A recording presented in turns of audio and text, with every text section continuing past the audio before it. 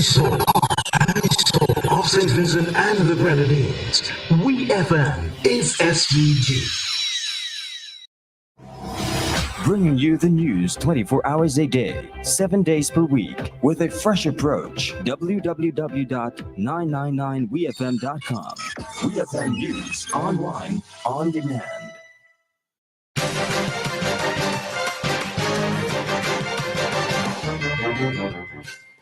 Welcome to WEFM's Midday News, sponsored by Klein St. Vincent Limited. Why not stay in? Turn off the alarm clock and sleep some more on your perfect mattress from Quartz.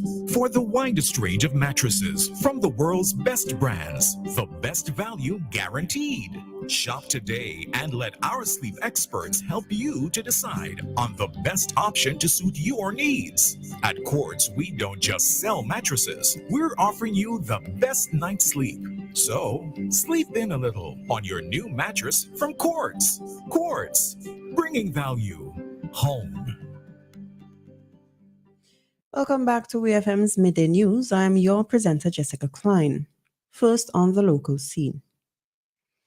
A group of students from the St. Joseph Convent Kingstown, SJCK, has reportedly faced disciplinary action due to comments made on social media, which also impacted their eligibility for special duties. The school administration imposed a 3-day suspension after allegations rose that the students engaged in cyberbullying against a teacher by posting comments deemed malicious. Between 4 to 6 students were sent home from September 9th to 12th, 2024, according to Searchlight News. The suspension letter, which circulated on social media earlier this week, cited the reason for the suspension as cyberbullying or reposting and commenting on a teacher's photo with malicious intentions. The comments mentioned in the notice stemmed from a provocative photo shared by a teacher on her personal Instagram account, depicting her in a 2-piece bikini while straddling a male in a swimming pool. Reports have stated that the awards ceremony for school prefects is scheduled for September 13th, and some of the suspended students were set to be appointed as prefects, with one even nominated as head girl. Following this incident, those affected will reportedly receive lower positions than initially assigned.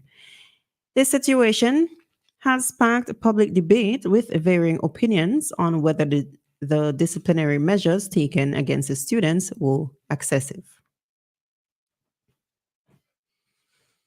The government of St. Vincent and the Grenadines has received a cash contribution of US $100,000 from the CARICOM Development Fund's Emergency Disaster Assistance Facility, EDAF.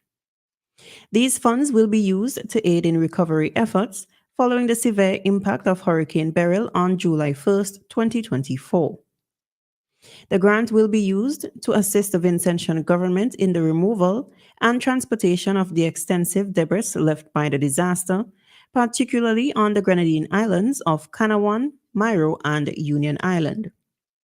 Swift removal of the debris is essential for recovery as it protects fragile ecosystems, establishes access routes for delivering aid, and addresses the lack of suitable disposal sites on the islands.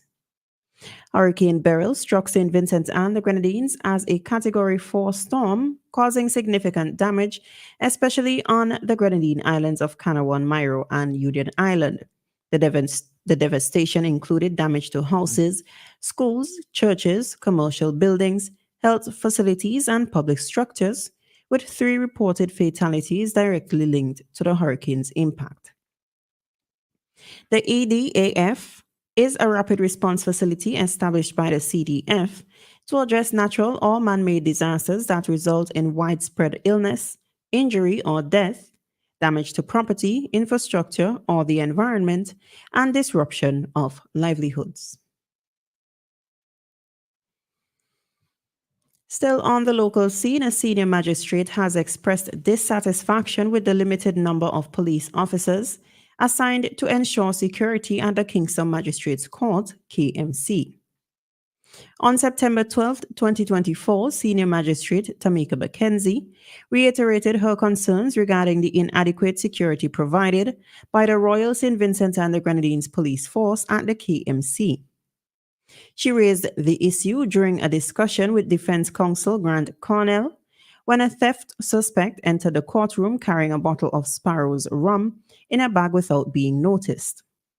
The senior magistrate noted that police officers do not inquire whether individuals entering the courtroom are carrying weapons or prohibited items. However, one officer present stated that he does ask such questions whenever he is monitoring the door. Cornell, who alerted the court of the bottle of rum, emphasized to the senior magistrate that the issue of inadequate courtroom security needs to be reported to the Commissioner of Police, Enville Williams.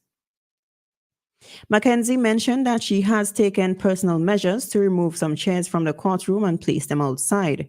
She informed the lawyer that at most only 5 police officers are available to provide security at the court.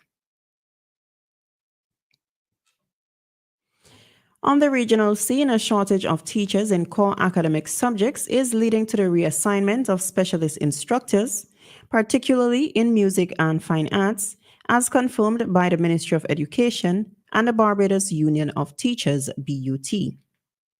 BUT President Rudy Lavelle, in an interview with Barbados Today, addressed concerns raised by teachers during a music project-based learning workshop at the Eardiston Teachers Training College. Teachers expressed their frustration, noting that despite their qualifications in music, many are unable to apply their expertise because they are reassigned to teach English, mathematics, and other core subjects due to staff shortages. Chief Education Officer Dr. Ramona Archer Bradshaw, who attended the workshop's conclusion, acknowledged the problem and stated that the Ministry of Education is actively seeking solutions.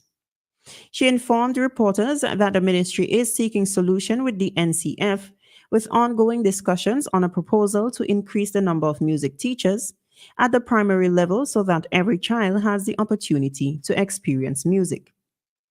BUT General Secretary Herbert Gittins emphasized that while teacher reassignment often stems from a lack of resources, more should be done to ensure that those who specialize in creative or unique subjects have the chance to practice their art.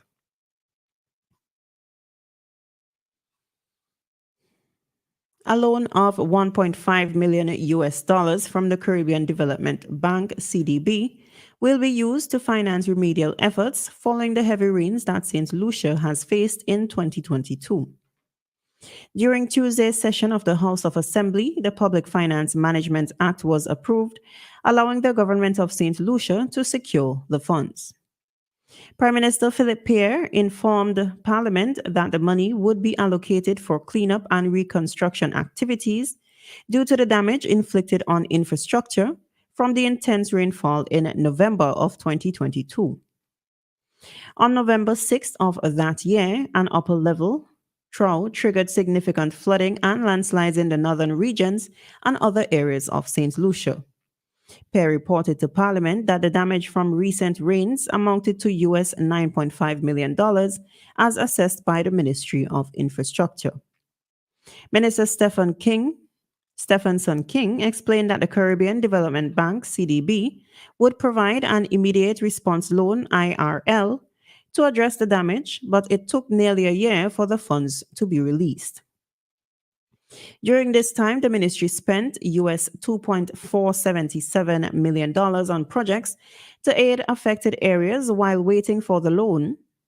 King noted that the government spent about US $1 million more than received to address the situation. Prime Minister Pierre also outlined that the loan would be repaid in 60 installments over 5 years at 0.75 interest rate with no commitment fee. King added that an additional US $6 to $7 million in repair is still needed due to infrastructure damage from 2022. On the international scene, for the first time since the 1950s, China is set to gradually increase its retirement age as the nation faces challenges from an aging population and a shrinking pension budget. It was approved on Friday by the top legislative body that the statutory retirement age will increase from 50 to 55 for women in blue-collar jobs and from 55 to 58 for those in white-collar jobs. The men will see their retirement age rise from 60 to 63. China's retirement ages are among the lowest globally, according to data. The approved bill will take effect on January 1st, 2025, with the retirement age gradually increasing every few months for the next 15 years. Chinese media reported that early retirement before the statutory age will not be permitted, although persons can delay their retirement for a maximum of 3 years. As of 2030, employees will need to contribute more to the Social Security system to qualify for pensions. By 2039, persons will be required to have 20 years of contributions to access their pensions. In 2019, the country's primary state pension fund could be depleted by 2035, according to the state-run Chinese Academy of Social Sciences projection made prior to the economic impact of the COVID-19 pandemic. And in sports, New Zealand's one-off test against Afghanistan has been completely washed out, with not a single ball bowled over the course of 5 days. This match marks only the eighth instance in men's test history where a game has been abandoned without any playing occurring. The match was set to take place in the Greater Noida, India. Continuous rain throughout the 5 days caused the cancellation, with the third, fourth, and fifth days called off due to overnight downpours. Remarkably, this is the first time a men's test in India has been entirely washed out. This has been WEFM's Midday News, sponsored by Court St. Vincent Limited. I have been your presenter, Jessica Klein. Join us again at 3 p.m. for WEFM's 3 p.m. news, and we thank you for listening. Get vivid views at Quartz Optical. View the world in the latest frames and lens. Double your savings with 50% off credit purchases, 24 months and over. 25% off cash purchases. Wear it now and pay later. Plus, you can book your eye examination appointment online today on www.quartzoptical.com. Get vivid views only at Quartz Optical. Value you can see. Offer ends September 2024.